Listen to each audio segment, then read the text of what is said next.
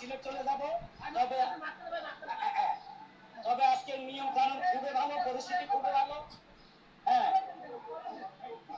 ভাই আপনারা কথা বলেন। আজকের পরিবেশ অনেক ভালো। গেটে যেভাবে পুলিশ আছে ভোটের সিরিয়াল নম্বর নিয়ে ঢুকতে দিতেছে, বহিরাগত কোনো লোক আশা করি ঢুকবে না। আমি ভোট দিতে আসি, সকাল সকাল ভোট দিয়ে আমি সিলেট চলে যাব। এখন আমার ভোট দিব যাকে খুশি তাকে ভালো লাগে যাকে, আর আমরাও শিল্পী সবাই বাই বাই, কালকে ভোটের পরের দিন আবার একসাথে হয়ে যাব।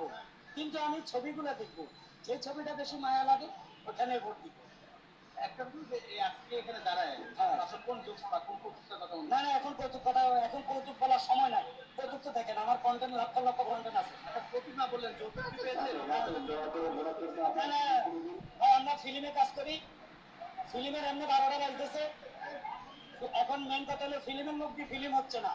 কোথায় কোথায় কাহারা ছবি বানাচ্ছে এদেরকে চিনিও না, কারণ কোনো ছবিতে কমেডিয়ান নাই। মুম্বাই দিকে তাকায় দেখেন, এখনো ছবিতে কমেডিয়ান আছে। আমাদের ফিল্ম ইন্ডাস্ট্রির নাটকের লোক, নাটকের ডাইরেক্টর এই ঢুকিয়া এখন ফিল্মের লোকের কোনো মানে মানে খোঁজ খবর নেই। আমি চাই ফিল্মের লোক ফিল্ম করবে।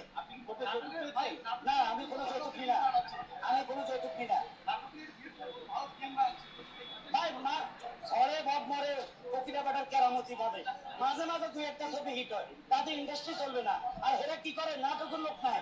আমি হারুন কিশিঞ্জার ইউটিউব পেজে কাজ করি, কারণ আমি কি সিনেমা জানি না? কোটি কোটি লোক আমার ভক্ত আছে, আমাকে সিনেমাকে ভাগ দিছে। আমি তো সিনেমা শিল্পী, এখন সিনেমা আমাকে ডাকে না, কিন্তু আমি ইউটিউবে পেজে কাজ করি।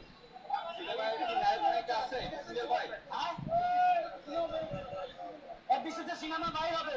এখন আপনি নির্বাচন যদি ওই ধরনের লোকদের নির্বাচিত করেন, ওরাই ছবি বানাবে ইনশাআল্লাহ।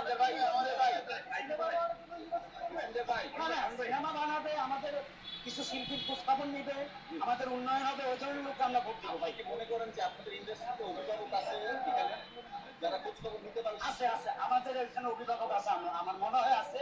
যাও বেশি গভীরে যাব না, সব দানাদানি হয়ে